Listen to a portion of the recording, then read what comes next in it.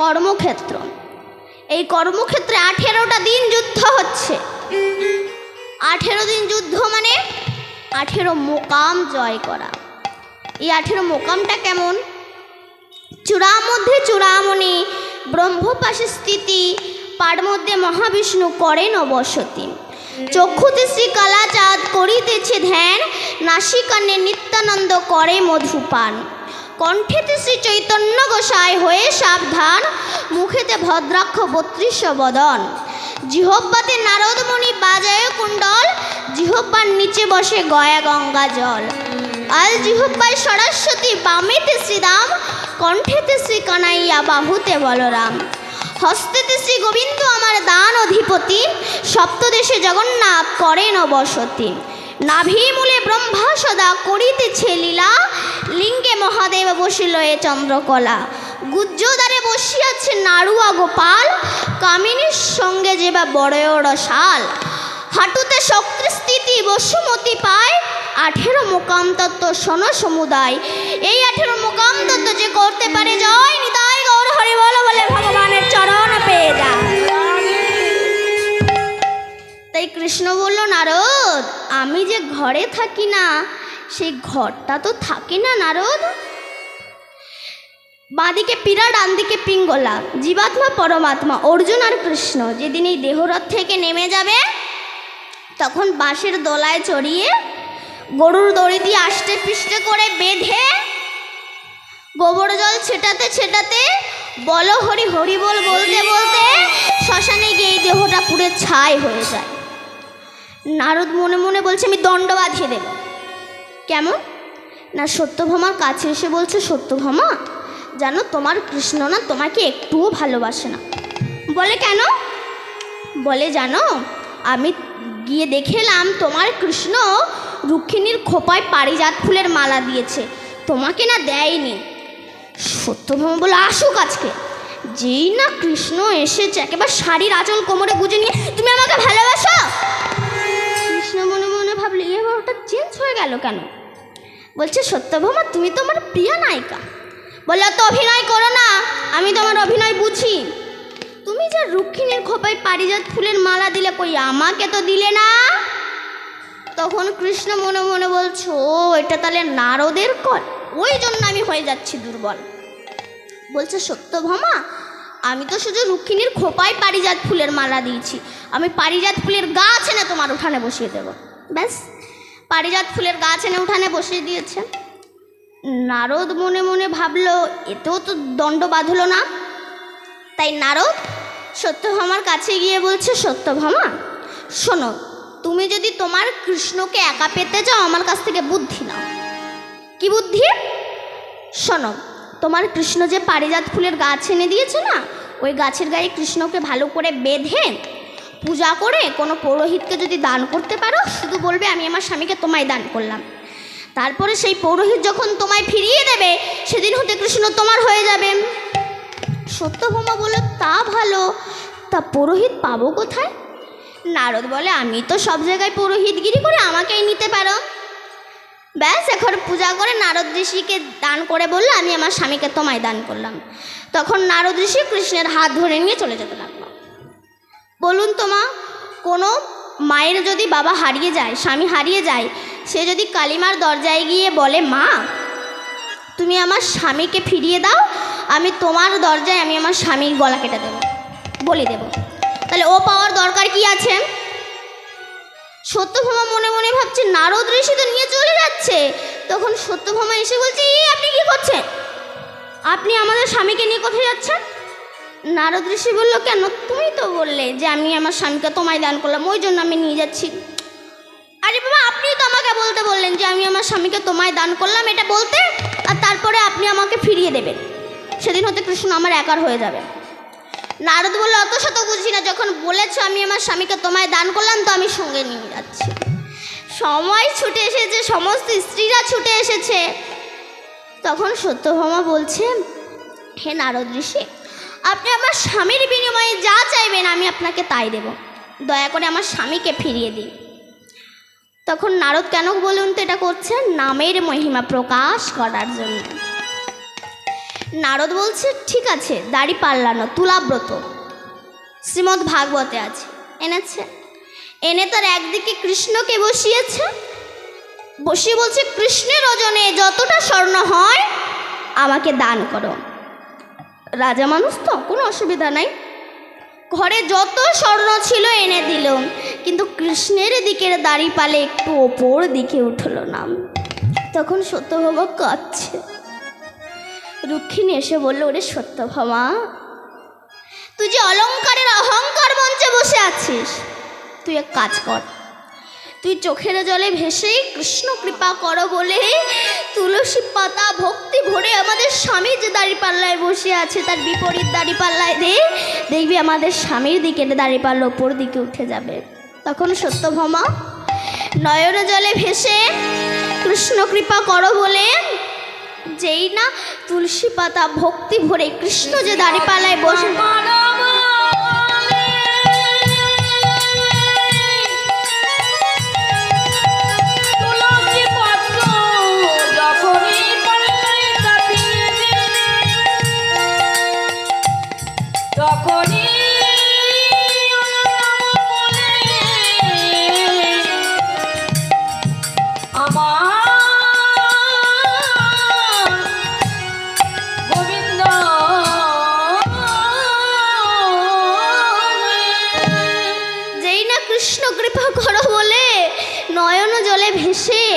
কৃষ্ণ যে দাঁড়িপাল্লায় বসেছিল তার বিপরীত দাঁড়িপাল্লায় দিল, সঙ্গে সঙ্গে কৃষ্ণের দিকের দাঁড়িপাল্লা ওপর দিকে উঠে গেল। নিতাই গৌর হরি বল। হরে কৃষ্ণ হরে কৃষ্ণ কৃষ্ণ কৃষ্ণ হরে হরে হরে রাম হরে রাম রাম রাম হরে হরে হরে সবাই মিলে হরে কৃষ্ণ কৃষ্ণ কৃষ্ণ হরে হরে হরে রাম হরে রাম রাম রাম হরে হরে হরে কৃষ্ণ কৃষ্ণ কৃষ্ণ হরে হরে হরে রাম রাম রাম হরে হরে হরে কৃষ্ণ কৃষ্ণ কৃষ্ণ হরে হরে হরে রাম রাম রাম হরে হরে হরে কৃষ্ণ কৃষ্ণ কৃষ্ণ হরে হরে হরে রাম রাম রাম হরে হরে হরে কৃষ্ণ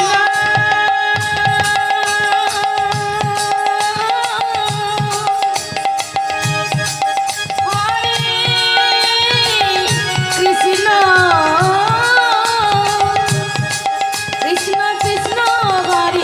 হরে হরে রাম রাম রাম হরে হরে হরে কৃষ্ণ কৃষ্ণ কৃষ্ণ হরে হরে হরে রাম রাম রাম হরে হরে হরে কৃষ্ণ কৃষ্ণ কৃষ্ণ হরে হরে হরে রাম রাম রাম হরে হরে। এই হচ্ছে নামের মহিমা। এই নামের মহিমা আমি আরও একটু বলবো। কাশীর নরেশ যখন রামচন্দ্রের রাজ অভিষেক হচ্ছে, সেই সময় সমস্ত মুনি ঋষি গন্ধর্ব সবাই এসেছে, সমস্ত দেব দেবী। এমন সময় আসছে কাশীর নরেশ, পথে নারদের সঙ্গে দেখা। বাবা, এই নারদ এমন একজন ব্যক্তি, এই নারদ না থাকলে কিন্তু আমার এই অমৃত আস্বাদন করতে পারতাম না। নারদ বলছে, হে কাশীর নরেশ, আপনি যাচ্ছেন কোথায়? বলে, রামচন্দ্রের রাজ অভিষেক, ওখানেই যাচ্ছি। নারদ বলল, আমিও তো যাচ্ছি ওখানে, তা আমি তো বহু দূর থেকে বেয়ালা বাজাতে বাজাতে হেঁটে হেঁটে আসছি, আমার খুব পা ব্যথা করছে, তোমার একটু রথে আমাকে তুলে নাও। তখন নরেশ বললেই তো আমার সৌভাগ্য যে আপনার মতো মুনি ঋষির চরণ ধুলে আমার রথে পড়বে। আসুন আসুন, বসুন। রথে তুলে নিয়েছেন। এখন নারদের তো সুড়সুড়ি দেওয়া কাজ, ও সুড়সুড়ি দেওয়া শুরু করে দিয়েছে। নারদ বলছে, শোনো কাশীর নরেশ, তুমি রাজা বলে কথা, আবার কাশী ধামের রাজা, তা তোমাকে একটা কথা শিখিয়ে দিচ্ছি, সেটা যেন তুমি বলবে না কাউকে। কি কথা? শোনো, তুমি ওখানে যাবে, গিয়ে সবাইকে প্রণাম করবে, কিন্তু একজনকে প্রণাম করবে না। সে কে? রামের গুরুদেব বিশ্বামিত্র। কেন না, বিশ্বামিত্র উনি ক্ষত্রিয়, উনি ব্রাহ্মণ নন, সাধনা করে ব্রাহ্মণ হয়েছে, তাই ওনাকে প্রণাম করবে না। এবার রামচন্দ্রের রাজ অভিষেকে ওখানে নারদ এসে বসেছে, নরেশও এসেছে। এখন নরেশ সবাইকে প্রণাম করলো, কিন্তু বিশ্বামিত্রকে না প্রণাম করে পরকে প্রণাম করতে চলে গেল, বিশ্বামিত্রকে প্রণাম করলো না। তখন বিশ্বামিত্র মনে মনে ভাবছে, এই সবার মাঝে আমাকে অপমান করলো। ঘরে এসে শুয়েছে ভীষণ রাগান্বিত। আর এমন সময় রামচন্দ্র সবার ঘরে গিয়ে জিজ্ঞাসা করছে, কোনো অসুবিধা হচ্ছে না তো? কি হচ্ছে আমাকে বলুন, কি দরকার, কোনো অসুবিধা নেই তো? এমন সময় এসেছে বিশ্বামিত্রর কাছে, গুরুদেব আপনার কোনো অসুবিধা হচ্ছে না তো? কোনো কিছু হচ্ছে না তো? কি চাই আপনার? তখন বিশ্বামিত্র বলল, শোনো রাম, আমার কোনো অসুবিধা নাই, কিন্তু শুধু একটাই অসুবিধা হচ্ছে। কি না, তোমার এই রাজসভায় আমাকে ভীষণভাবে অপমান করা হয়েছে। রামচন্দ্র বলল, কে আপনাকে অপমান করেছে? যে আপনাকে অপমান করেছে তাকে যে শাস্তি দিতে বলবেন আমি তাকে সেই শাস্তি দেব। বিশ্বামিত্র বলল, শোনো রাম, আমাকে যে অপমান করেছে তার নাম হচ্ছে নরেশ, তুমি তার মাথা কেটে এনে আমার পায়ের ধারে দিতে হবে। কিন্তু রামচন্দ্র তো দয়াল ঠাকুর, কাটাকুটি পছন্দ করেন না, কিন্তু আপনি আচারি ধর্ম জীবের শেখায়, সেই তো সিদ্ধান্ত গীতা ভাগবতে গায়। রামচন্দ্র বলল, ঠিক আছে। এ কথা চারিদিকে ছড়িয়ে গেল। নরেশ মনে মনে ভাবছে, যে আমাকে এই কলটা বাদিয়েছে, যে এই পজিশনে আমাকে আনিয়েছে, সে বেঁচে থাকবে আর আমি মরে যাবো, এটা তো হবে না। যদি মরি তোকে সঙ্গে নিয়েই মরবো। নরেশ কি করেছেন, নারদের কাছে গিয়েছে। নারদ, ও নারদ। নারদ বলছে, ও কেটে জানি না, আগে বেরিয়ে এসো। বলে, আরে বাবা তুমি এত রেগে আছো কেন? বলে, শোনো, তুমি তো আমাকে বললে যে বিশ্বামিত্রকে প্রণাম করতে পারো, তা আমি তাই প্রণাম করিনি। তার শিষ্য রাম আসছে আমার মাথা কেটে নেবে, তাই তোমার আগে মাথা কাটবো, তারপর আমার মাথা কাটবে। তখন নারদ মনে মনে ভাবছে, লোকের বাধাতে গিয়ে তো আমার নিজেরই বেঁধে যাচ্ছে। নারদ বলছে, শোনো নরেশ, দেখো তুমি মরবে আমি মরবো, এসব মরামরিচ্ছে, তুমি এক কাজ করো, রক্তারক্তির চেয়ে তুমি হনুমানের বা অঞ্জনার কাছে যাও, সেই কোনো উপায় বলে দিতে পারবে। নরেশ ছুটতে ছুটতে অঞ্জনার কাছে গিয়েছে। মা গো, তুমি আমায় রক্ষা করো, মা তুমি কৃপা করো, হনুমান তোমার একটা যেমন ছেলে, আমি তোমার একটা ছেলে, মা তুমি আমায় কৃপা করো। তো কেঁদেই যাচ্ছে। ফাঁসির অর্ডার আসলে কেমন হয়, কেঁদেই যাচ্ছে। অঞ্জনা বলছে, বাবা কাঁদিস না, বস, কি হয়েছে? বলে, রাম আসছে আমার মাথা কেটে নেবে। তখন অঞ্জনা বলছে, বাবা আমি তো কি করব বল, আমি কি করতে পারি? তখন নরেশ বলছে, মা ওই যে তোমার ছেলে হনুমান, ও তো রাম ভক্ত, ওই কিছু করতে পারে, মা তুমি আমায় কৃপা করো। তখন অঞ্জনা 3 বার ডাক দিয়েছে হনুমান বলে, হনুমান। সেই সময় হনুমান রাম নাম করতে করতে উপস্থিত হয়েছে। জয় শ্রীরাম। মা আমায় ডেকেছিলে? অঞ্জনা বলল, বাবা ইনি নরেশ, এনার মাথা একজনের কেটে নিতে আসছে। হনুমান বলল, কেউ ওনার মাথা কাটবে, তার 14 পুরুষের মাথা কেটে নেয় আমি। কে তোমার মাথা কাটবে? তার বাপের মাথা আমি কেটে আনবো। কিন্তু কে মাথা কাটবে এটা তো বলেনি, ওই জায়গাটা লুকিয়ে রেখেছে। কে মাথা কাটবে বলে না, সর্বনাশ।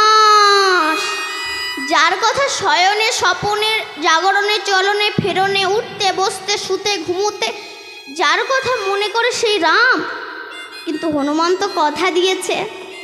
হনুমান বলল, নরেশ তুমি এক কাজ করো, তুমি গঙ্গা জলে নাভি সরোবরে দাঁড়িয়ে রাম নাম করো, দেখবে রাম তোমাকে মারতে পারবে না।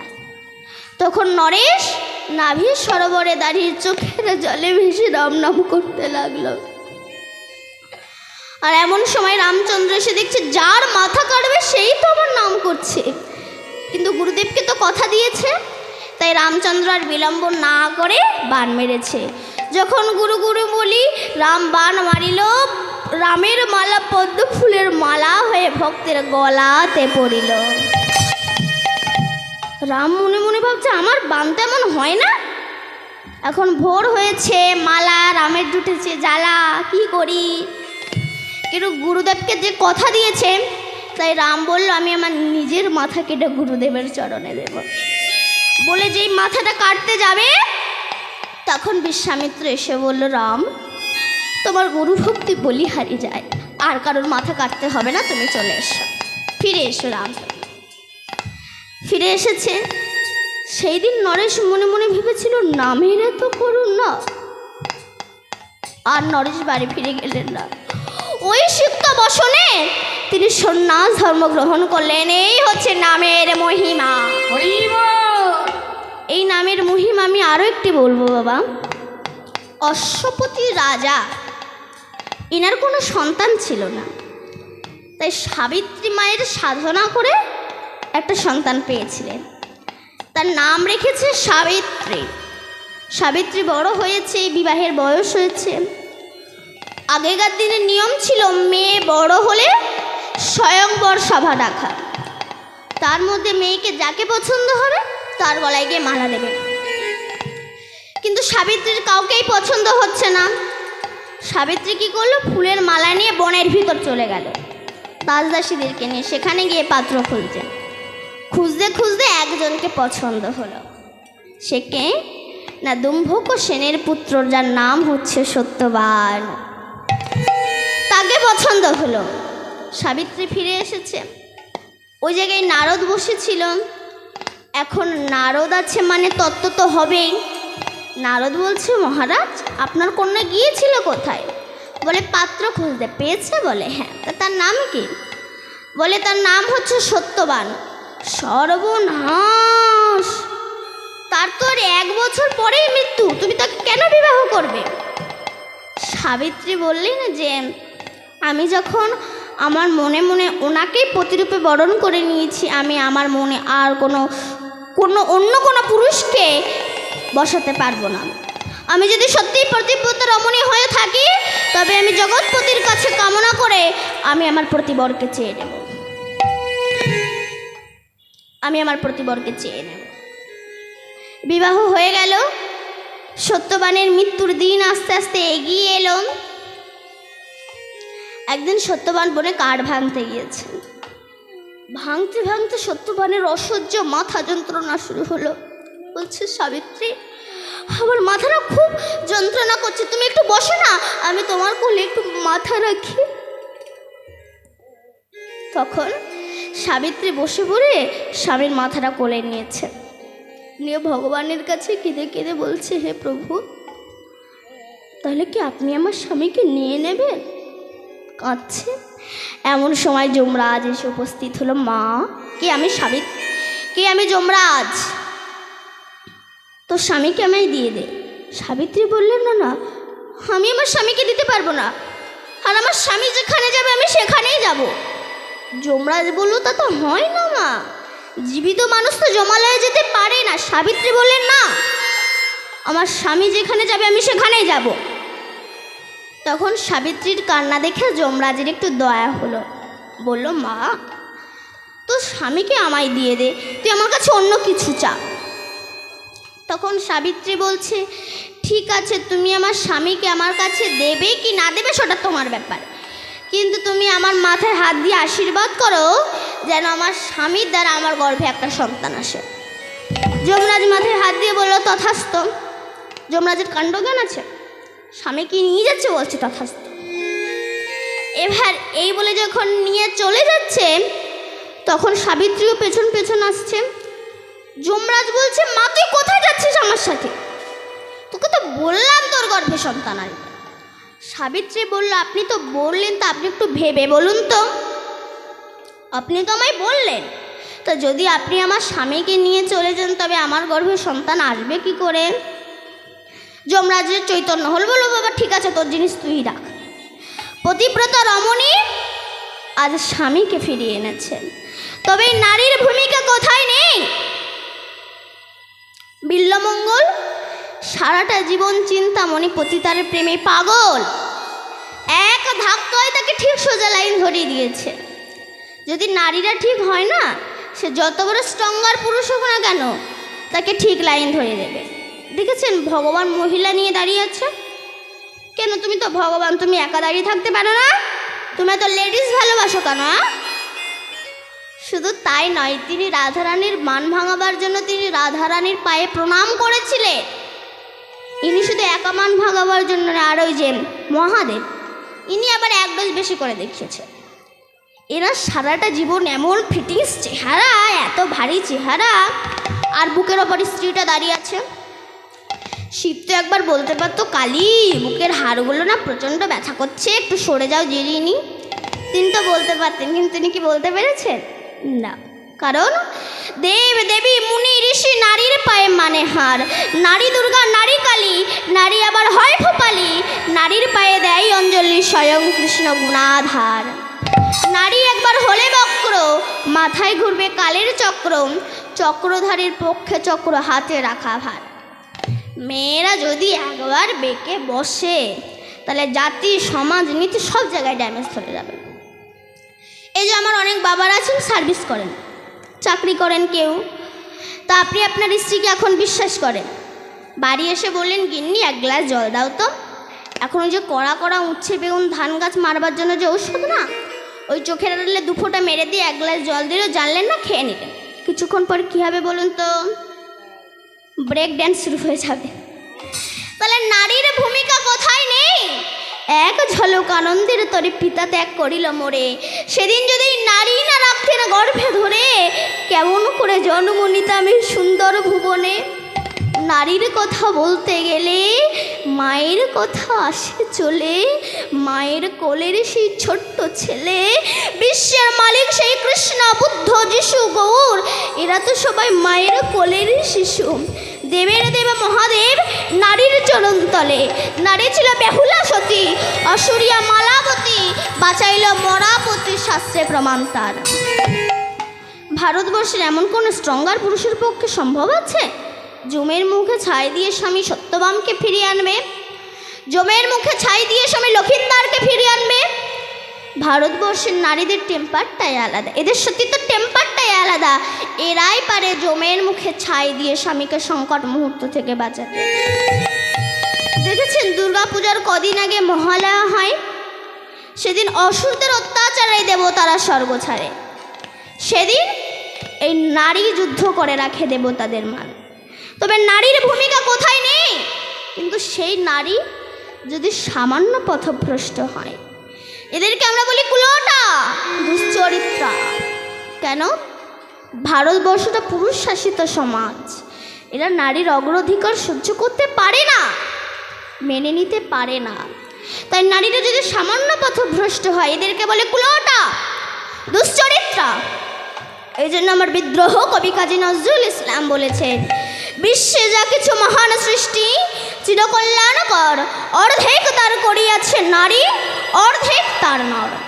নরক কুণ্ড বলিয়া তোমা করে নারী হোগেন, তারে বলে দাও আজই পাপ নারী নহে, সে যে পুরুষ শয়তান।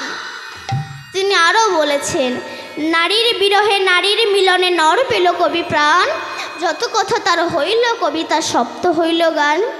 তাজমহলের পাষাণ দেখেছ দেখনি তাহার প্রাণ, অন্তরে তার মমতাজ নারী বাহিরেতে শাহজাহান। ভেবেছ নর নারী শুধু মেটাই কামের ক্ষুধা, না না, তুমি দিলেই একটু প্রেমের অর্ঘ্য, সেনা দিত তোমায় সুধা। নারী না অরি অরি মানে শত্রু, না না, নারী আমাদের শত্রু নয়, ভজনার গুরু, সাধনার গুরু। আর যদি মনে করি ভোগের সামগ্রী, তো সব জায়গায় ড্যামেজ। যদি মনে করে শক্তি উত্থান আছে, কোনো জায়গায় পতন নেই। আপনি মহাভারতটা খুলে দেখুন না, সব বড় বড় ডিপার্টমেন্ট ধরে রেখে দিয়েছে, অথচ সব কটা কুলোটা দুশ্চরিত্রার সন্তান। এক একটা করে বলে যাই। স্বর্গের পতিতা হিতাচির পুত্র হইল মহাবীর দ্রোণ, কুমারীর পুত্র বিশ্ব পূজ্য কৃষ্ণ দ্বৈপায়ন। কানীর পুত্র কর্ণ হইল দানবীর মহারথী, সর্বজ্ঞ হইতে গঙ্গা শিবেরে পেলেন পতি। শান্তনু রাজা নিবেদিলা প্রেম পুরুষে গঙ্গায়, তাদের অমর ভীষ্ম কৃষ্ণ প্রণামে যায়। মুনি শুনি কানে সত্য বাম যে জারদ যাবলা শিশু, আর বিস্ময় করা জন্মে যাহা মহাপ্রেমিক যে যিশু। মহাভারতে যিনি সবচেয়ে বড় অস্ত্রগুরু দ্রোণাচার্য, এনার উপরে আর কোনো অস্ত্রগুরু নেই। এনার মাকে বলবেন কুলোটা, এনার মাকে বলবেন দুশ্চরিত্রা। তারপর যিনি পুরাণ রচনা করেছিলেন দ্বৈপায়ন বেদব্যাস, পরাশর মুনির ঔরসে, এনার মা যখন কুমারী ছিল তার গর্ভ থেকে জন্মগ্রহণ করেছিল। তবে এনার মাকে বলবেন কুলোটা, এই ছেলেটাকে বলবেন দুশ্চরিত্রার ছেলে। তারপরে মহাভারতে সবচেয়ে যিনি দানী ব্যক্তি কর্ণ, কুন্তী যখন কুমারী ছিল তার কর্ণ থেকে জন্মগ্রহণ করেছিল বলে নাম হয়েছে কর্ণ। এনার মাকে বলবেন কুলোটা, এনার মাকে বলবেন দুশ্চরিত্রা। তাহলে গঙ্গা প্রথমে মহাদেবকে প্রতিরূপে বরণ করেছিল, তারপরে শান্তনু রাজার সঙ্গে বিবাহ হলো। এক নারী যখন এক পুরুষে মন দেয় তখন তাকে বলা হয় সতী। এক নারী যখন দুই পুরুষে মন দেয় তখন তাকে বলা হয় দ্বিচারিণী। এক নারী যখন তিন পুরুষে মন দেয় তখন তাকে বলা হয় ধর্ষিতা। এক নারী যখন চার পুরুষে মন দেয় তখন তাকে বলা হয় শৈরিণী। এক নারী যখন পাঁচ পুরুষে মন দেয় তখন তাকে বলা হয় পতিতা। তবে দ্রৌপদী তো পাঁচটা স্বামী বিবাহ করেছিল, সে কেন সতী হলো? বড়লোক বাড়ির বউ বলে? এই দ্রৌপদী তো কারো গর্ভ থেকে জন্মগ্রহণ করেনি, আগুন থেকে জন্ম হয়েছিল। আর এই পঞ্চস্বামীরা কে? ক্ষিতি, অপ, তেজ, মরুদ, বোম, এই হচ্ছে পঞ্চস্বামী। তাহলে এটা গেল। আর এই মুনি শুনি কানে সত্য বাম যে জারদ যাবলা শিশু, আর বিস্ময় করো জন্মে যাহা মহাপ্রেমিক যে যিশু। মুনিদের মধ্যে সর্বশ্রেষ্ঠ মুনি হচ্ছে সত্যকা, যিনি জারম্ভার গর্ভে জন্মগ্রহণ করেছিল। এনার মাকে বলবেন কুলোটা, এনার মাকে বলবেন দুশ্চরিত্রা। দেখেছেন কত বড় বড় ডিপার্টমেন্ট ধরে রেখে দিয়েছে। তারপর যিনি খ্রিস্টান ধর্মের শাসক পালক যীশু খ্রিস্ট, এনার মাকে বলবেন কুলোটা, এনার মাকে বলবেন দুশ্চরিত্রা। দেখেছেন কত বড় বড় ডিপার্টমেন্ট ধরে রেখে দিয়েছে। তো একটা মা যদি মনে করে আমি আমার সংসারকে কৃষ্ণ ভক্তি সংসার করব, তবে সেই মা কিন্তু পারে। আর সেই মা যদি মনে করে আমি আমার সংসারকে অতলে তলিয়ে দেব, তবে সেই মা কিন্তু পারে। বলুন তো আমরা ছিলাম কোথায়? সেই পতিব্রতা রমণী সাবিত্রী। তখন যমরাজের যে পার্ষদ তারা বলছে, আচ্ছা যমরাজ আপনি একটা লিস্ট করে দিন তো, কাদেরকে এই জমালয়ে আনবো। তখন যমরাজ বলছে, ঠিক আছে তোমরা একটা লিস্ট করে নাও, যারা হরিনাম করে না, হরিবোল বলে না, হরিনাম শোনে না, তাদেরকে নিয়ে আসবে। আর যারা কীর্তন শুনতে সে ঘুমায়, ওইগুলোকে আগে নিয়ে আসবে। আমাদেরকে বলে দিলেন, তা সত্ত্বেও সেই গৌরাঙ্গ মহাপ্রভু আমাদেরকে বারবার কৃপা করতে এলেন। এইবারও এলেন, ভজ শ্রী কৃষ্ণ, কহ শ্রী কৃষ্ণ, লহ শ্রী কৃষ্ণের নাম রে। ভজ শ্রী কৃষ্ণ, কহ শ্রী কৃষ্ণ, লহ শ্রী কৃষ্ণের নাম রে। না শ্রী কৃষ্ণ ভজে, কে হয় আমার প্রাণ রে। ভজ শ্রী কৃষ্ণ, কহ শ্রী কৃষ্ণ, লহ শ্রী কৃষ্ণের নাম রে। দিন কহ শ্রী কৃষ্ণ, লহ শ্রী কৃষ্ণের নাম রে। গেলে ইহা শ্রীকৃষ্ণ যে বলে একবার রে, দিন গেলে ইহা শ্রীকৃষ্ণ যে বলে